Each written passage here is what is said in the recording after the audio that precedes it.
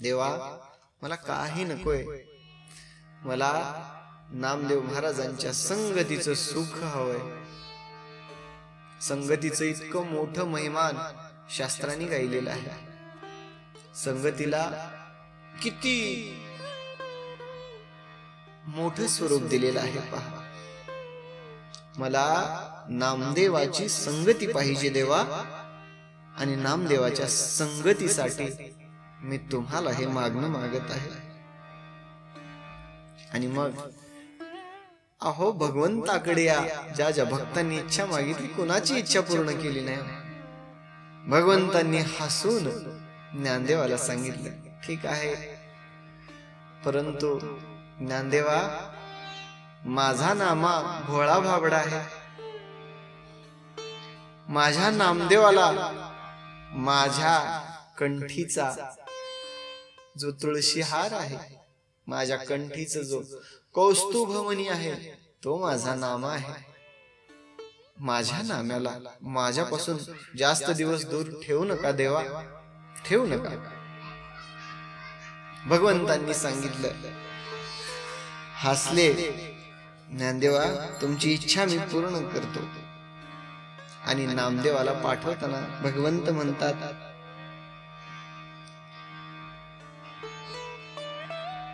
ऐसे म्हणून जगजेठी सद्गदित झाला निज कंठी. मग ज्ञानदेवाकडे दृष्टी करुनिया बोलत,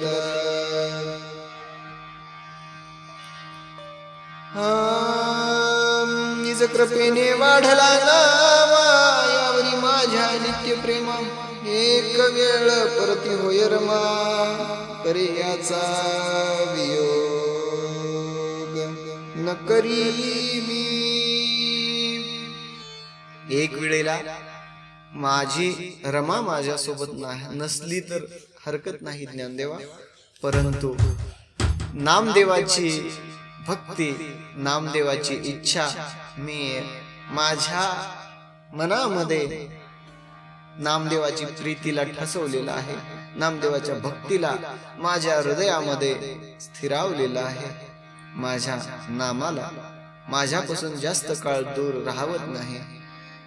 माझ्या नामाचा माझा नामदेवावरती लोभ आहे देवा, असं भगवंत म्हणत आहेत ज्ञानेश्वर महाराजांना. आणि असं म्हणून तुम्ही मला संकटात घातलं ज्ञानदेवा, आणि देवाने जड अंतकरणाने नामदेवाचा हात ज्ञानदेवाच्या हातामध्ये दिला. आणि ज्ञानदेवाला म्हणतात, माझा नामा भोळा भाबडा आहे, माझ्या नामदेवाचा चांगला सांभाळ करा. असं म्हणून देवाने जड अंतकरणाने नामदेवाचा निरोप घेतला. ज्ञानेश्वर महाराजांनी देवाच्या पायावरती आपलं मस्तक ठेवलं. देवाला निरोप देऊन दोघेही निघाले. आनंदामध्ये दोघेही निघाले. नामदेव महाराजाला पंढरी सोडून दुसरीकडे जावं वाटत नव्हतं, परंतु भगवंतांनी सांगितलं, नामदेवा जावा म्हणले, तुम्ही जावा म्हणले. ज्ञानदेवांची इच्छा आहे, ठीक आहे तुम्ही जावा. आणि निरोप घेतला. देवाला करमतच नाही. जसं नामदेव गेले तसं देवाला करमायलाच तयार नाही. एक सुद्धा क्षण भगवंताला सोडून न राहिलेला नामा, आणि नामदेवाला एक क्षण सुद्धा न सोडून राहिलेले भगवंत. देवाचं अंतकरण जड झालेलं. भगवंत निवासस्थानी विश्रांतीसाठी आले. रुक्मिणी माता जवळ आली. रुक्मिणी मातेने पाहिलं, आज देवाचा चेहरा उदास वाटतोय. देवाच्या चेहऱ्यावरती आज दुःख आहे.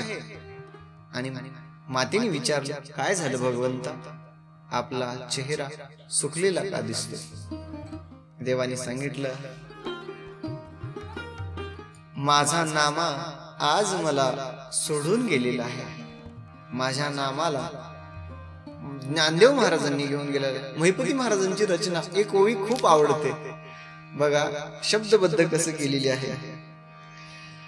मज कृपणाचे गाठीचे धन प्रेमळ नामा भक्त निधान,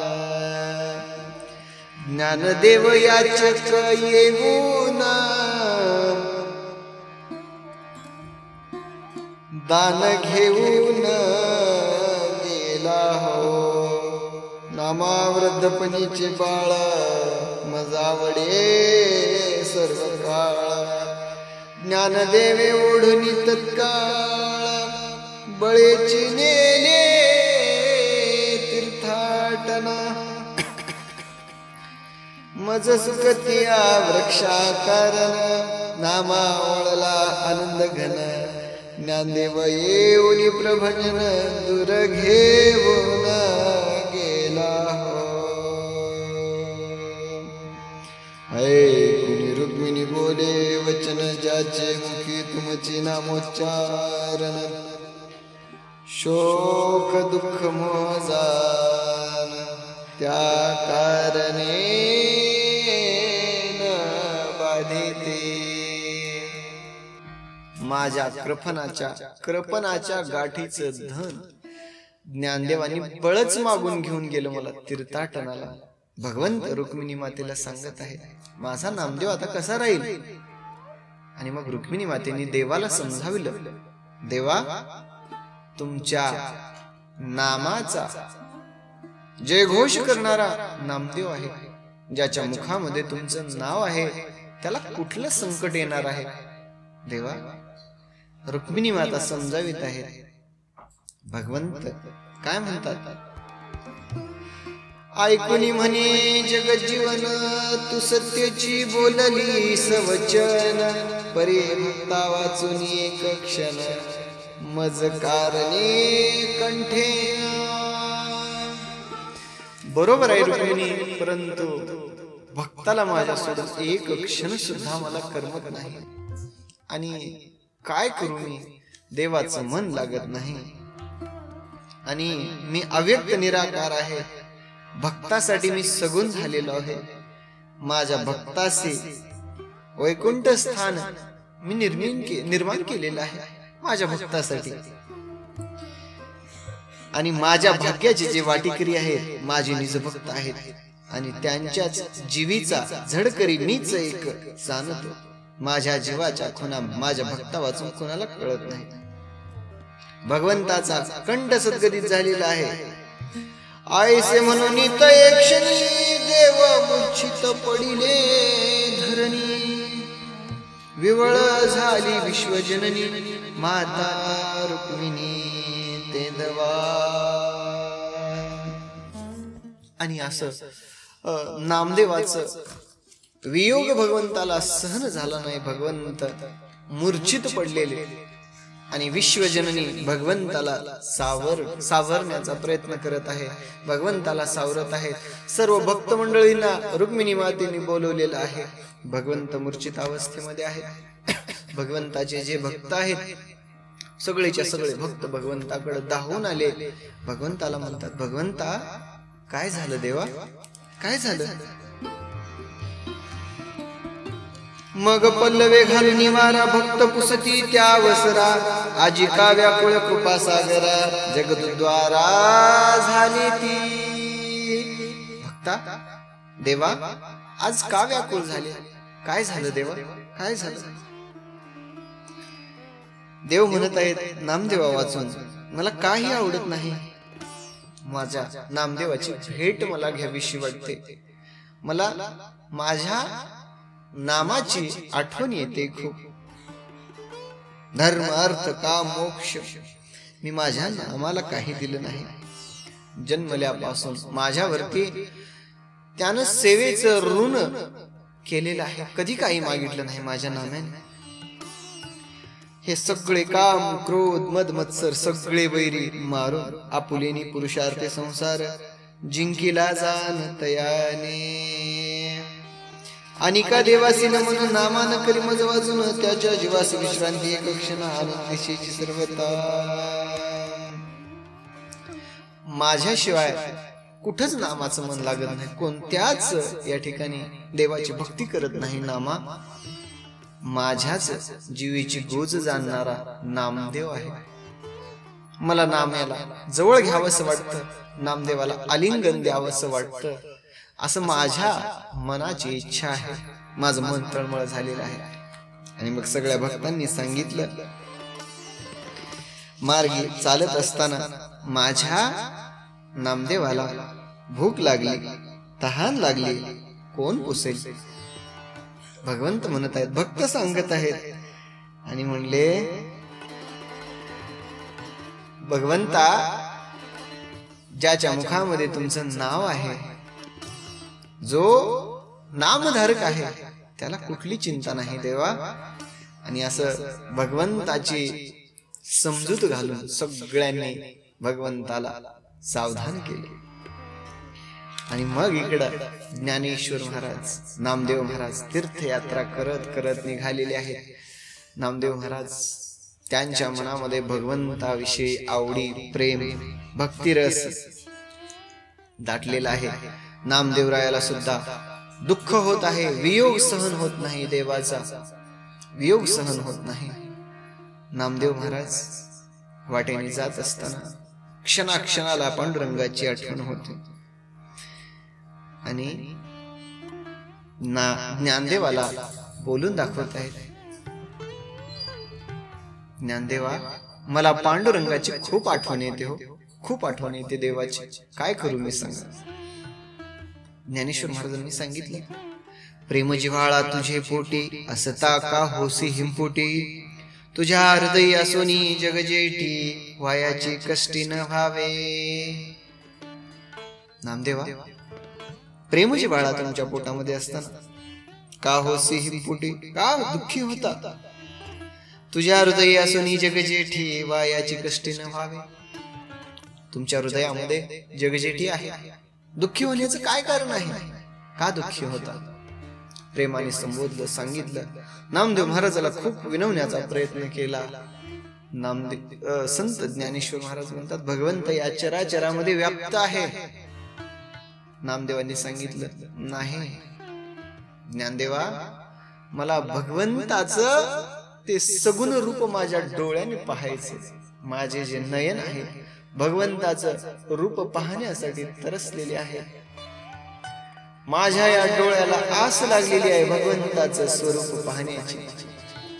सावळे सुंदर रूप मनोहर,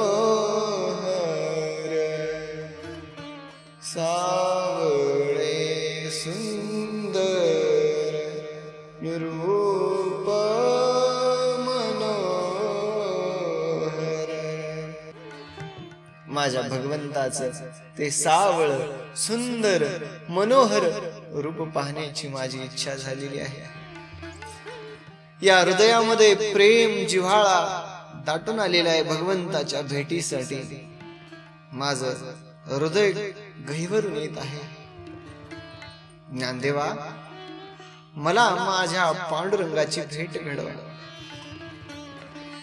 ऐकुनी नामा बोले वचन, विटेवरी जोडिले समचरण, ते परब्रह्म साक्षात सगुण, मज कारणे दाखवा. ज्ञानदेवा, ते भगवंताचं रूप मला दाखवा. कासे वेष्टीला पितांबर जगने ठेविले, दोन्ही करतो भक्त कैवारी जगदुद्वार, मज कारणे दाखवा. नामदेव म्हणे नामयासी. ज्ञानेश्वर महाराज नामदेवाला खूप समजावून सांगण्याचा प्रयत्न करत आहेत. नामदेव ऐकायला तयार आहे. ज्ञानेश्वर महाराजांनी समजाविलं आणि ज्ञानेश्वर महाराज नामदेवाला म्हणतात, त्वा स्वाधीन केला ऋषिकेशी, तो भक्ती मार्ग मज पासे, विस्तारेसे सांगावा. कौने रीती करावे भजन, कैसे करावे श्रवण मनन, कैसे आहे निधी ध्यासन, धृती धारण कोणते ते कासया म्हणावे विश्रांती हे सविस्तर सांगावे मज प्रती बहुत दिवस उत्कंठा पोटी ते तुझसे गोष्टी पुसावे. ज्ञानेश्वर महाराज भक्तीचा मार्ग नामदेवरायांना विचारत आहेत. नामा, तुझ्या मनामध्ये भगवंताविषयी एवढी जी भक्ती आहे, तो या ऋषिकेशाला जो आपलंसं करून घेतलेस, भक्ती कशी करावी, श्रवण कसं करावं, मनन कसं करावं, निधिध्यास कसा करावा सांगा. नामदेवरायांनी सांगितलं, ज्ञानदेवा, मी काहीच नेनो वित्पत्ती म्हणून निरविले तुम्हा प्रती माझा कर रुक्मिणी प्रतिपती तुमचे हाती देतसे. मी नेहता बहुज्ञान मी तुम्ही कुसता अध्यात्म ज्ञान कल्पतरु याचे कहोन कृपण मंदिरा पातला. मी नेनो नेनीची बहु व्युत्पत्ती. ज्ञानदेवा, काही मला येत नाही, काही मला ठाऊक नाही, मला काही नाही येत, मी काही जाणत नाही, म्हणून तर भगवंतांनी तुमच्यापाशी पाठवलेलं आहे, तुमच्या हातामध्ये हात दिलेला आहे आणि क्षीरसागराने एका डबक्यामध्ये स्नान करावं. उपमा कशा दिलेल्या आहेत पहा. हिमालयासी झाला उभारा म्हणे मज पालवी घाला वारा की भास्कर म्हणे माझी या घरा दीप लावून या नाकी. हिमालय ज्याच्या चहू बाजूने भयंकर असा वारा आहे, शांत शीतळ असणारे आहे. हिमालय काय म्हणतात, मला वारा घाला, पालवी घालून मला वारा घाला हिमालय. आणि सूर्यदेवानी म्हणावं, माझ्या घरामध्ये आणून कुणी दिवा लावता का हो. काय म्हणताय ज्ञानदेवा तुम्ही. आकाश म्हणत आहे मला राहायला स्थळ द्या एखाद, आणि पृथ्वी म्हणत आहे राजापाशी मला इनाम लिहून जमीन द्या, आणि तुम्ही लहानपणा घेऊन मला अध्यात्म ज्ञान विचारता. ज्ञानदेव म्हणतात, काहीच शंका मनामध्ये धरावी, द्वैत भाव मनामध्ये ठेवू नये, अनुभव मती बदावी. नामदेवा, तुमचे सरळ बोल आहे. नक्षत्र ध्रुव दिसे लहान, ध्रुव नक्षत्र दिसे लहान, परी आढळ अक्षयी बैसले जाण, ते विनामया तुझे अल्प ज्ञान म्हणू नये सर्वथा. शार्दूळाचे अंग दिसते सान. ध्रुव नक्षत्र लहान जरी असलं, आढळ आणि अक्षय पदावरती बसलेलं आहे. शार्दूळाचे अंग दिसते सान. शार्दूळ म्हणजे काय म्हणतात पहा पुढे. परी तयाची दृष्टी न टिकते वारण, ते विनामया तुझे ज्ञान शौर्य तेजे वरिष्ठ की. शार्दूळ सिंह दिसायला किती लहान दिसतो. परितयाचे दृष्टीसी न टिके वारून. वारून म्हणजे हत्ती. सिंह लहान आहे, परंतु हत्तीची हिंमत नाही सिंहासमोर जाण्याची, दृष्टी समोर थांबण्याची. तसं नामदेवा, तुमचं ज्ञान तुम्ही छोट म्हणू नका. ज्ञानेश्वर महाराजांनी विनंती केल्यानंतर नामदेव महाराज सांगतात, बघा, अध्यात्म ज्ञान सांगितलेलं आहे. संत ज्ञानदेवांनी विनंती केल्यानंतर भक्तीचा आत्मबोध ज्ञानदेवांना विचारल्यानंतर नामदेव आपल्या अनुभव केलेल्या भक्तीचा भक्ती श्रवण मनन ध्यासन ध्यानन म्हणजे या भक्तीचे हे जे मार्ग आहे ते कशी करावी भक्ती, नामदेवांचे बोल आहेत, हे जर बोल ऐकले पहा, धन्य होऊन जाईल आपलं जीवन.